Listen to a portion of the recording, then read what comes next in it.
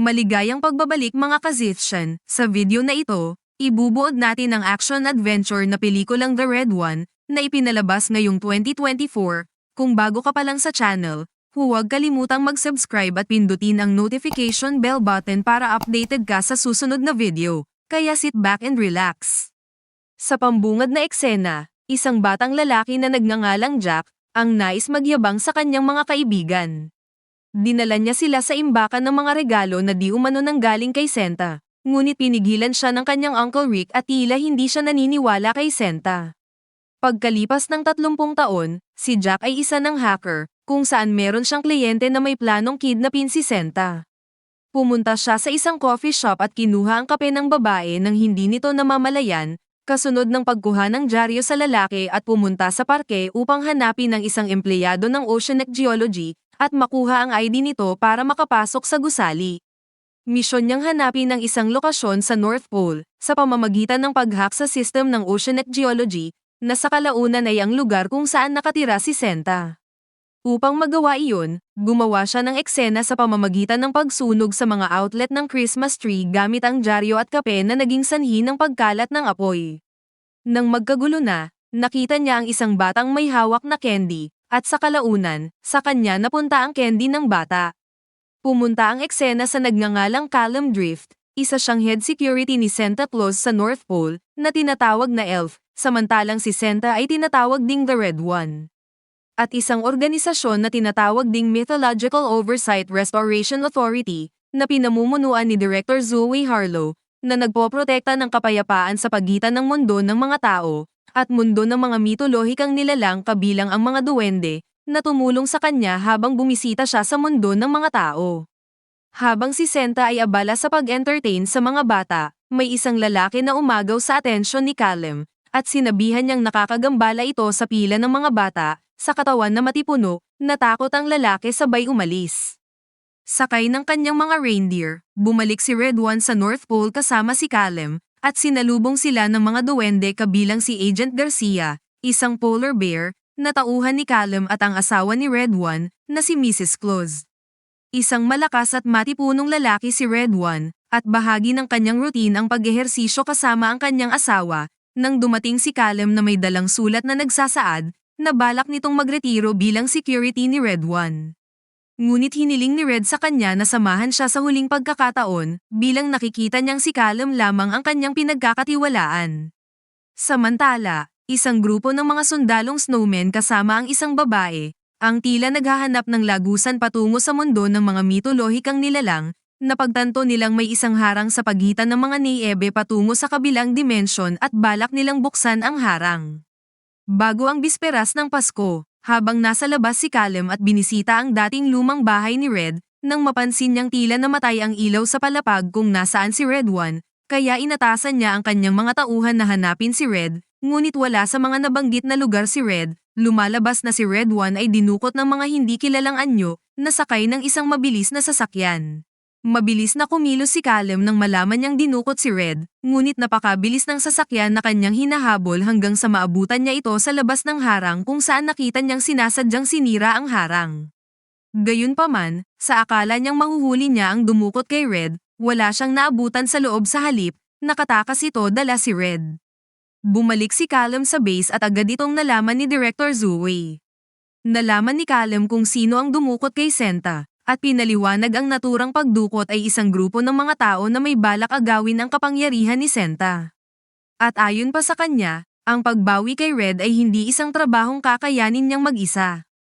Kaya agad nakakuha ng impormasyon si Director, ang tungkol sa kung sino ang makakatulong kay Callum.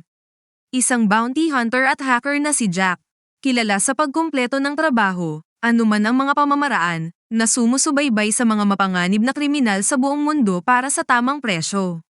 Hindi siya naniniwala kay Santa o sa mga tradisyon na kinakatawan nito. Si Jack ay may isang anak na nagngangalang Dylan. Hiniling ng kanyang dating asawa na si Olivia na sunduin si Dylan sa paaralan dahil abala ito sa trabaho. Nais ni Olivia na bigyan ng mas maraming oras ni Jack ang kanyang anak, ngunit sinabi nitong abala siya. Kasunod nito, habang pabalik na si Jack sa kanyang apartment, napansin niyang may sumusunod sa kanya na tila may binabalak na masama sa kanya.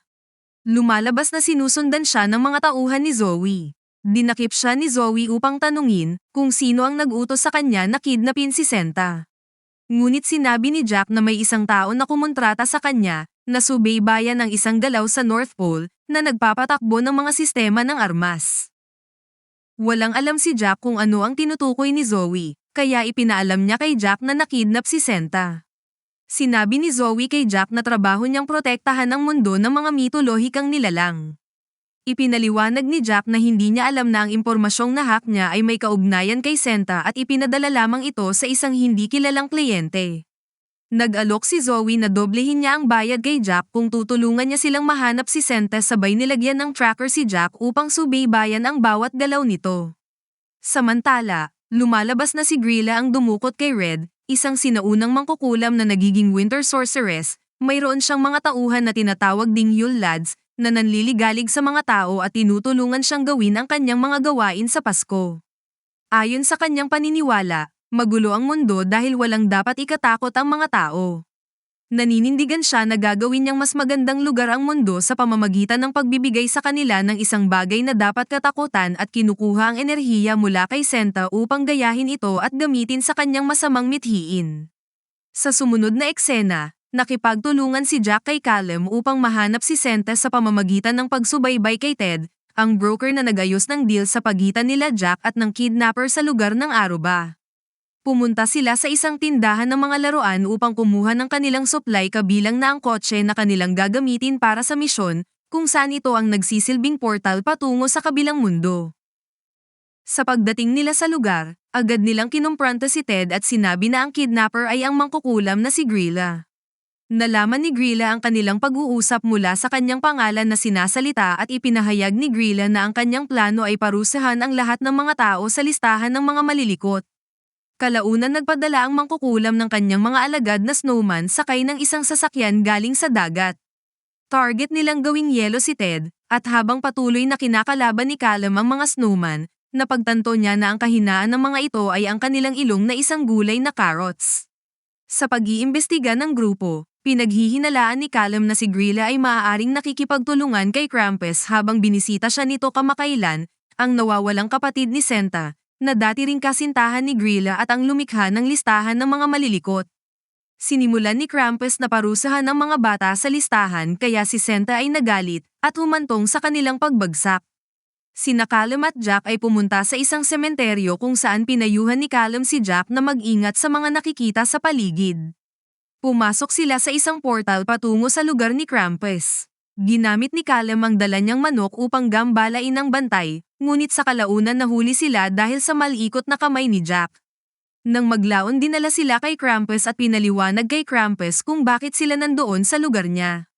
Sinabi ni Callum na nawawala ang kanyang kapatid na si Senta kaya kung maari silang tulungan, ngunit tumanggi si Krampus. Nang balak na sanang silang ikulong ni Krampus, gumawa ng paraan si Jack upang makaalis sa lugar na iyon sa pamamagitan ng paghamon kay Krampus ng larong Krampus Slap. Gamit ang makapangyarihang sandata ni Callum, nagawa niyang mapatamba si Krampus dahilan para magkagulo at nagawang makatakas ng dalawa sa kampo ni Krampus.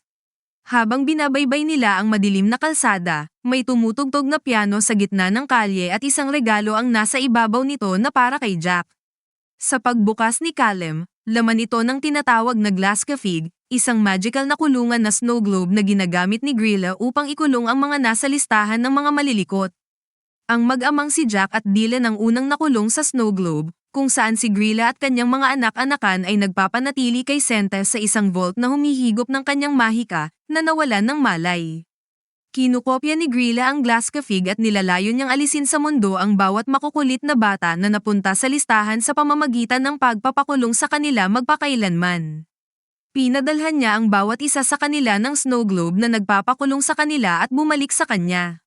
Sina Jack at Dylan na nasa loob ng kanilang mga snow globe sa tabi ng isa't isa, ay may taos-pusong pag-uusap. Sa pamamagitan ng paggawa ng kanilang mas magandang ugnayan, na naging sanhi sa mga snow globe upang masira at makalaya ang dalawa.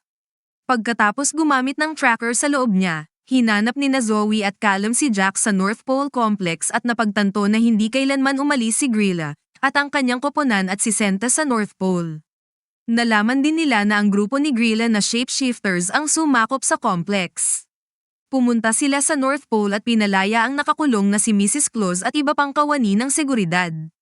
Sa lumang pagawaan ni Senta, nakita nila sina Jack at Dylan at ang mga kagamitang pang-duplicate ng laruan na ginamit ni Grilla para mas maraming magawang Glaskafig. Dahil umaasa ang kagamitan sa North Pole sa kapangyarihan ni Senta, naghahanda si Grilla na umalis kasama ang isang walang malay na si Senta gamit ang kanyang sleigh upang ipamahagi ang Glaskafig. Isang labanan ang naganap, at si Grilla ay pinatigil ni Callum at Jack na may tulong mula kay Krampus na dumating upang tumulong. Nakabawi si Senta at natalo si Grilla at tinatakan siya sa loob ng isa sa kanyang mga Glaskafig. Kinilala ni Senta ang kanyang kapatid habang si Grilla ay dinala sa kustodiya ni Zoe. Ang lahat ay mabilis na naghahanda para sa gabi ng Pasko. Inaanyayahan ni Senta sina Jack at Dylan na samahan siya, na tinanggap naman nila. Sa panahon ng matagumpay na pagtakbo, pinapanood ni Callum si Jack na muling nagtaka at bumuo ng isang relasyon kay Dylan. Ibinalik nito ang pananampalataya ni Callum at nakumbinsi siyang huwag na magretiro.